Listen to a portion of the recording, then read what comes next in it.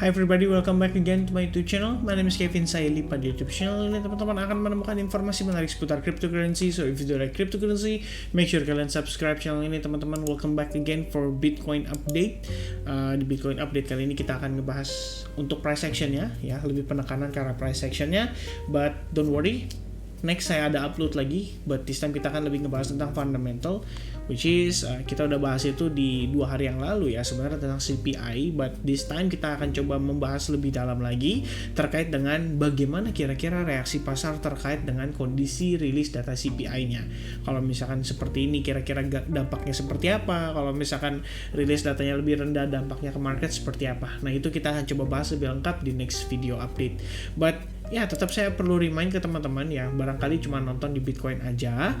Yang perlu saya remind adalah berdasarkan data di hari Jumat mendatang nanti, itu CPI akan dirilis pada sekitar jam setengah 8 malam dengan ekspektasi sementara di 8,3% ya. Nanti selengkapnya seperti apa kita akan bahas di satu video terpisah aja supaya lebih detail dan lebih bisa dimaksimalkan ya dalam arti untuk kontennya supaya teman-teman bisa dapetin informasi yang lebih detail.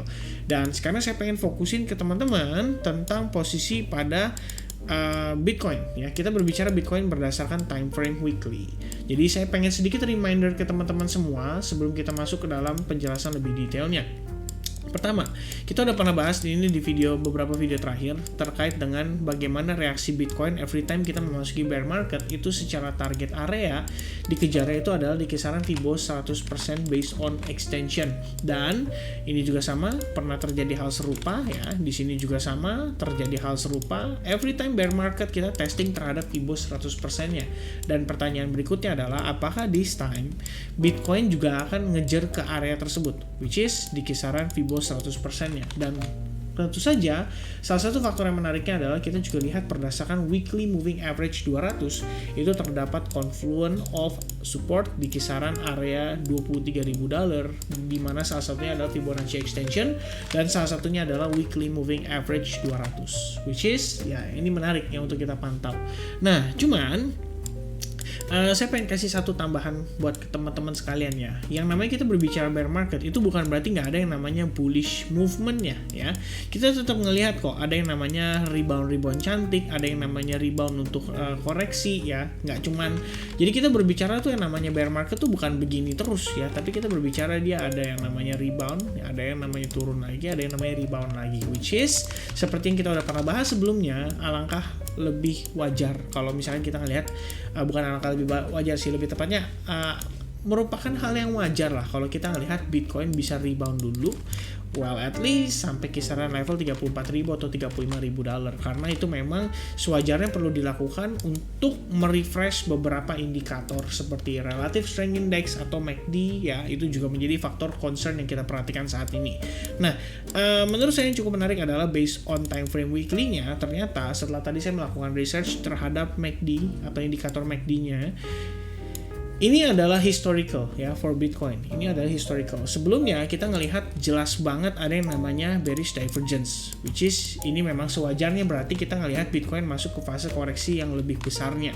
Nah cuman yang menurut saya menarik adalah posisi pada Bitcoin saat ini itu dia menemukan area yang bisa dibilang ya kita bisa katakan ini adalah historicalnya ya. First time di history of Bitcoin kita ngelihat dia secara MACD itu posisinya berada di level 3.900 minus ya, atau sampai 4.000. Oke.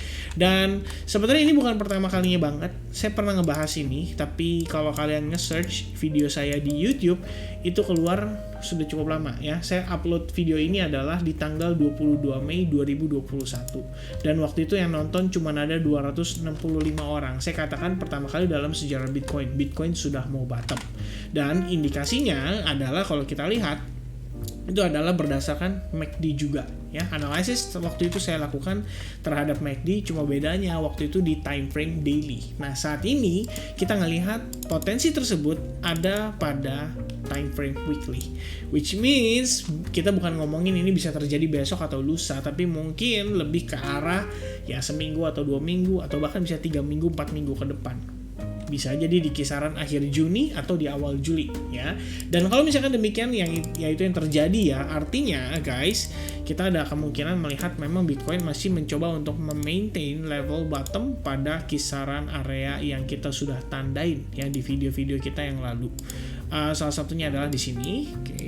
Tentu saja kita perlu perhatikan ya bahwa di sini terdapat yang namanya si falling wedge pattern, which is kayak gini ya. Oke, sorry saya lewat sedikit ya. Ini memang berdasarkan chart non logarithmic. Kita lihat Fibonacci itu di 61,8% berusaha untuk maintain harga Bitcoin so far di $28.836. Sementara pada bagian atasnya kita melihat terbentuk semacam falling wedge dan bisa saja rebound itu terjadi paling sejauh-jauhnya di $36.000 atau $37.000. Baru kemudian kita tertekan kembali. Dan sekali lagi saya sampaikan ini adalah hal yang wajar ya. Even di bear market sekalipun kita bisa ngelihat yang namanya market rebound dulu sebelum dia make a move lagi untuk turun lebih jauh ya. Itu bisa jadi pertimbangan. Lalu yang saya lihat menarik berdasarkan time frame daily. Kalau kita perhatikan close candle kemarin itu sebenarnya lumayan seru loh. Kita ngelihat tail candle yang begitu panjang ke bawah, artinya sellers melakukan penekanan pada market pada Bitcoin price, akan tetapi di hari yang sama buyersnya recovery dan mencoba untuk maintain level yang kita anggap sebagai supportnya. Jadi kalau saya perhatikan saat ini, pertama close candle itu di atas exponential moving average 21. Cuman pada pergerakan hari ini kita kembali tertekan dan masih ada waktu 2 jam 38 menit sampai close candle. So anything can still happen ya. Kita belum tahu nanti bakal seperti apa kondisinya menjelang penutupan, karena biasanya jelang-jelang jam 4 jam 5 ini market cukup fluktuatif terutama pada saat closing sesi New York. Alright. Nah, yang pengen saya highlight lagi adalah guys, kalau kita perhatikan sekali lagi saya katakan ya, ini saya udah punya lah ya istilahnya analisis dari beberapa analisis atau skenario yang saya punya. Tapi saya kali ini pengen coba discuss ke teman-teman sekali lagi buat open mind teman-teman. Pertama, kita lihat dulu area support terakhir Bitcoin itu di kisaran $35.000. Oke, saya adjust sedikit biar jadi 35.000 ya. Kalau kita lihat ini adalah area support terakhir Bitcoin dan sampai dengan detik ini kita masih belum ada ngetes ke level atau area tersebut. Dan kalau lihat sekilas guys, perhatiin deh.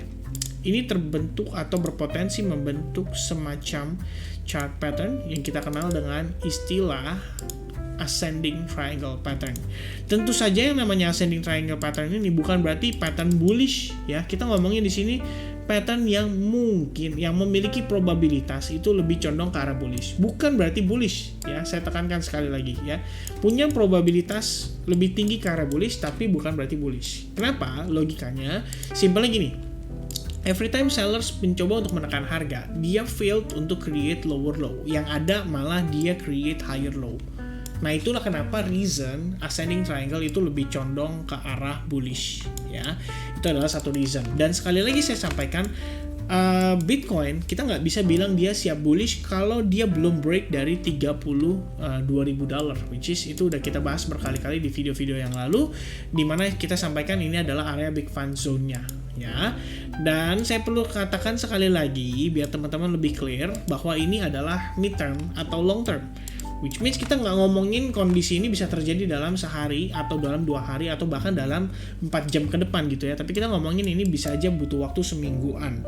Jadi kita perlu ngelihat lagi bagaimana prosesnya, apakah Bitcoin berhasil breakout dari si ascending ini atau dia cenderung breakdown justru dari ascending ini. Yang artinya pelemahan momentum akan langsung berlanjut signifikan pada sellersnya. Dan kalau misalnya kita rebound ya, ini kita gunakan simple aja yaitu Fibonacci retracement.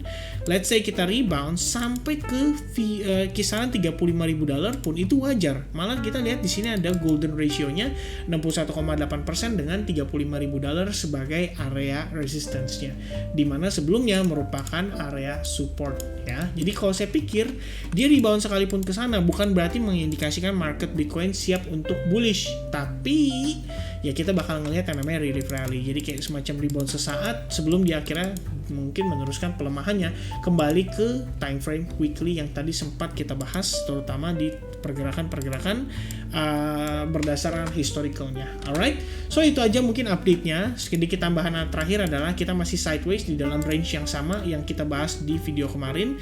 Jadi sit back and relax. Let's see what will Bitcoin do with this market. Alright, so I think teman-teman itu aja update-nya seputar Bitcoin. Thank you very much for watching. God bless everyone. Have a nice day.